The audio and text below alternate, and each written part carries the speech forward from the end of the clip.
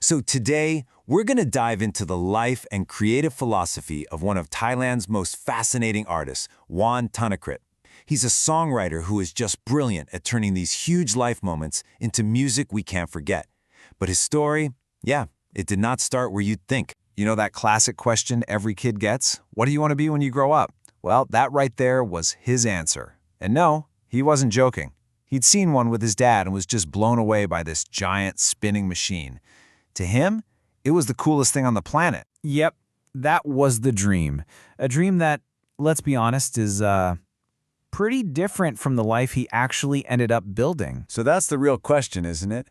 How does a kid who dreams of being a cement truck become the guy who constructs some of the most emotional, deeply felt songs of his generation? Well, it all started, maybe not so surprisingly, with absolutely no plan at all. At 19, if you asked him what he wanted to do, he didn't have an answer. So he started playing music at night, really just to see what it was like, make a little cash.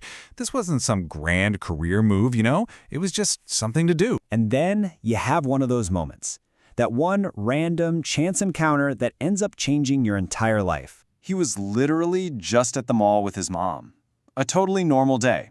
But then he spots this recruitment booth for a huge reality show, Academy Fantasia, and the sign reads Operation Dream Hunter. And on a complete whim, he has this thought, Dream Hunter, does that include me? I mean, I guess I have a dream, kinda. So he grabs an application. Not because he thought he was this amazing singer, but more like, why not? And that one little decision, it changed everything. But here's the twist. Even after he gets famous from the show, Juan finds out his real passion isn't actually being on the stage. It's being behind it. See, this is his real origin story. As a kid, he wasn't the one dreaming of being the star. He was the kid who would pore over the liner notes on his parents' cassette tapes, reading every single word. And he started noticing the same names popping up over and over, the songwriters. He became obsessed with these invisible people who were actually building the songs. And he's totally open about it. He's an introvert, a homebody. He realized, you know what? I don't really love performing. For him, the real magic, the real joy, was in the act of creation, in making that thing from scratch that someone else could then bring to the world. And this is where his songwriting gets all its power. It's not just about creative writing for him. He's not just making up stories. He's literally translating his own life and memories directly into his lyrics. Let's take his song Day of the Heart. It started when a fan gave him a t-shirt. On the shirt was a picture of his grandmother feeding him when he was just a little kid. That one single gift, it just opened up this flood of memories that became the entire soul of the song. And you can see his whole method right here. He's not just writing a generic, I miss my grandma. No, he writes about the feeling of a brand new school uniform she bought him. He writes about her voice, warning him not to get it dirty. The specific taste of the ice cream she'd give him. It's these tiny, real sensory details that make the feeling of love in his music feel so huge and so real for all of us. Sometimes the story behind his music is just as powerful as the song itself. Look at A Person with No Time. He wrote the melody 17 years ago, inspired by a real couple dealing with a tragic accident. For more than 10 years, it was a song about hope and love being stronger than time. But then, just last year, the woman who was the inspiration for the song passed away. And overnight, the song's meaning just deepened. It became this profound statement on what it means to love someone right up until their very last day. It proves there's no such thing as waiting too long for someone you truly care about. And lately, Juan's taken this whole philosophy even further, tackling one of life's heaviest moments and just completely reframing it for us. He actually wrote a song for his own funeral, and his vision for it just flips the entire script. For him, it shouldn't be a time for sadness, but a reunion of friends. It's not a final goodbye, but a moment for gratitude.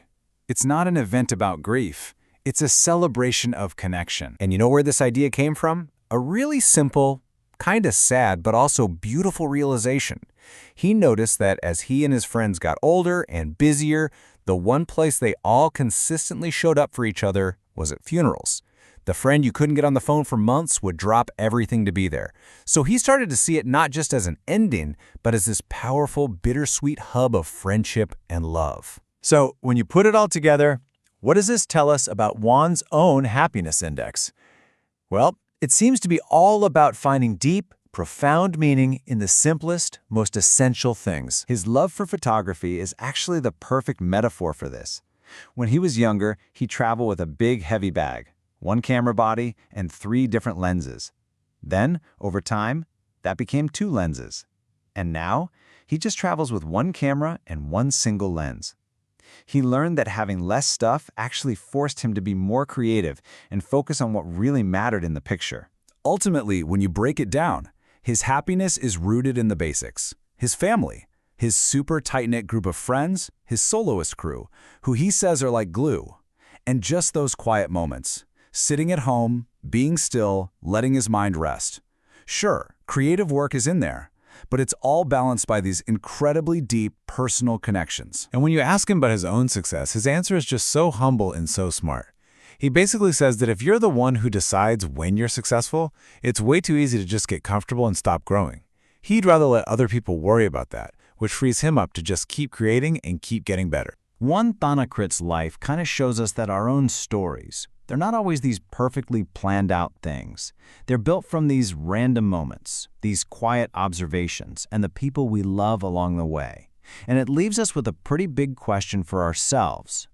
What are the small, essential moments that, when you piece them all together, will end up telling your story?